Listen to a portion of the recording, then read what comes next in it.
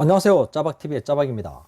지난 시간 손해사정사에 대해서 알아봤고, 이번 시간부터는 본격적으로 손해사정사의 업무, 즉 손해사정사가 하는 일에 대해서 알아보도록 하겠습니다. 여러분들께서 생각하시는 것보다 손해사정사의 업무는 광범위합니다. 그래서 이를 세분할 필요가 있을 것 같고요. 크게 세 개의 카테고리로 나눌 겁니다. 자동차보험, 개인보험, 배상책임보험 이렇게 세 가지로 나누고 각 주제별로 또 세분해서 진행하도록 할 겁니다.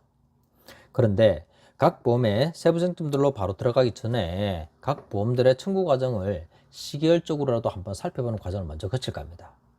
제가 가끔 보험사 강의를 다니는데 강의를 해보니 이 방법이 이해를 돕는데 좀 더 효율적이라고 생각이 되더라고요. 그래서 자동차 보험, 개인보험, 배상책임보험 이렇게 전체 진행 과정을 먼저 알아보는 시간을 갖도록 하겠습니다.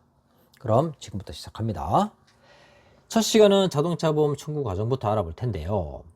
여러분도 아시다시피 교통사고 발생 유형은 정말 다양하고 천차만별입니다. 이걸 다 설명한다는 건 사실상 불가능하고요. 그래서 구녀지책으로 대표적인 경우 한 가지를 예를 들어서 살펴보도록 하겠습니다. 한번 생각해 보도록 하죠. 두 사람이 상등과 이면도로를 가다가 지나가던 차량에 부딪혀 사고가 났고, 한 사람은 수술을 요할 정도로 많이 다쳤고 다른 사람은 타박상 정도였다 칩시다. 둘이 동시에 같이 사고가 났지만 이 두 사람의 상황은 엄청난 차이가 나죠. 그런데도 큰 틀에서 보면 그 처리 절차는 전자든 후자든 큰 차이가 없습니다. 교통사고가 발생하면 신고가 이루어지겠죠. 그럼 119 구급대가 출동하고, 만약 경찰에 신고가 됐다면 경찰도 출동하겠죠. 출동한 경찰은 현장 정리하고 사고 조사하고, 119 구급대는 환자를 병원으로 이송할 겁니다. 사고 운전자는 본인의 보험회사에 사고 접수할 테고, 접수받은 보험회사도 현장 조사 요원 출동시킬 테고, 그 요원은 사고 경위 파악할 거고요. 한편 병원에 도착한 환자는 응급처치하고 검사하고 또 부상 정도에 따라서 수술이 필요할 경우 수술이 진행될 테고, 그러고 나서 입원이 필요한 환자는 입원 치료할 거고, 통원 치료가 가능한 환자는 통원 치료할 거고, 상상이 되죠? 자, 이제 보험회사 쪽으로 살짝 넘어가 보죠.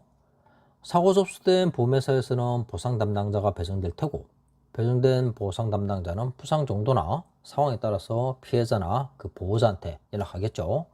앞 두 사람 중에 경상자한테는 보험회사에서 바로 합의 진행하려고 할 거고, 수술까지 받은 중상자한테는 상황을 봐가며 연락을 하겠죠. 근데 보상 담당자가 자주 연락하고 안부를 묻고 이렇게 하는 게 진심 피해자가 걱정돼서 연락을 하는 거라고 생각하는 분은 안 계시겠죠? 솔직히 말해 빨리 합의하고 싶어서 그러는 거라는 거 다 알잖아요. 중상자라고 하더라도 담당자는 빨리 합의하고 싶어 합니다. 왜냐? 그래야 실적이 좋아지니까요. 제 경험칙상 중상한 입을 분들을 크게 두 부류로 나뉘는 것 같습니다. 첫 번째는 충분한 치료를 받고 나서 천천히 합의하고자 하는 치료파, 두 번째는 합의금을 많이 주면 합의 가능하다는 합의파, 이렇게 둘로 나뉘는 것 같은데, 이건 순전히 제가 지어낸 겁니다. 오해하지 마시고요. 대부분의 피해자들은 치료파라고 생각이 됩니다. 물론 저도 원칙적으로는 같은 생각입니다. 그렇지만 이런 경우는 어떨까요? 만약 보행자들한테 과실이 아주 많은데 다행히 부상의 여유가 좋은 상태라면, 이때도 손자를 무조건 고집하는 게 진심 피해자한테 유리할까요? 애매한 경우가 있습니다. 피해자가 진정으로 원하는 게 단순한 물리치료를 받는 것보다는 많은 합의금일 수도 있거든요. 민법상 손해배상에는 과실이 참작됩니다. 자동차 보험도 마찬가지고요. 근데 치료비에 대해서 많은 오해가 생깁니다. 과실이 있어도 치료는 그냥 다 해주는 거 아니야? 맞습니다. 치료는 다 해줍니다. 근데 치료를 다 해준다는 거지 치료비는 과실상계 대상이 아니야는 아니라는 겁니다.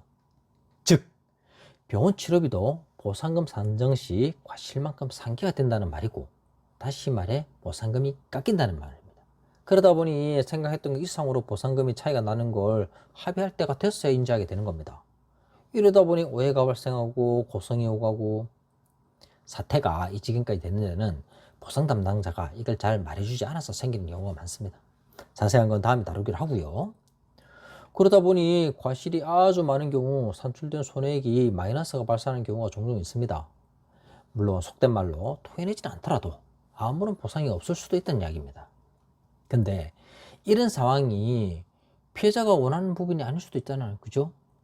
당연한 거지만 모든 피해자분들은 이왕이면 치료도 충분히 잘 받고 보상금도 많이 받고 싶어 합니다. 당연한 이치 아니겠습니까? 저도 마찬가지고요.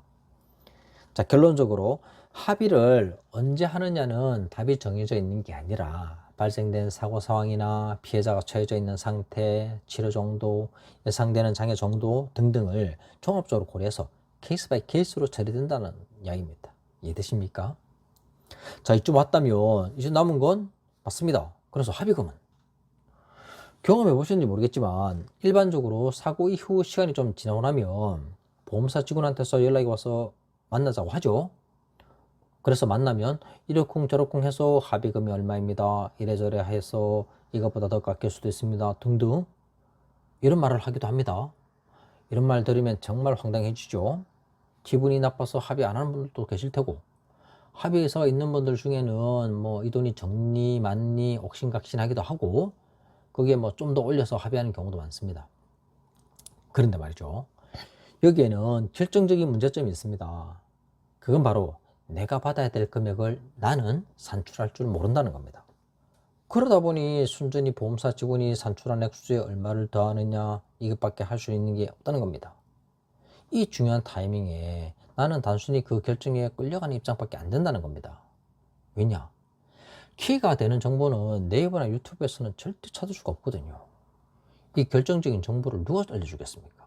자기 밥줄인데 안 그렇겠습니까? 어떻습니까? 그림이 좀 그려지십니까? 지금까지 교통사고가 발생했다고 가정하고 사고 발생 직후부터 합의 직전까지 가는 과정들을 상상해가며 알아봤는데요. 다음 시간도 자동차 보험과 같이 배상 책임 사고에 대해서 지금과 동일한 방식으로 먼저 알아보도록 하고 다시 말씀드리지만 이 과정들이 끝나고 나면 이 큰 틀 안에서 중간중간 들어갈 쟁점들을 끄집어내고 그 쟁점들 하나하나를 살펴보는 방식으로 진행하도록 하겠습니다. 이해되시죠? 이것으로 두 번째 방송을 마치도록 하고요. 시청하시느라 고생하셨고 다음 시간에 다시 만나도록 하겠습니다. 그리고 좋아요, 구독 꼭 부탁드립니다. 지금까지 시청해주셔서 감사합니다.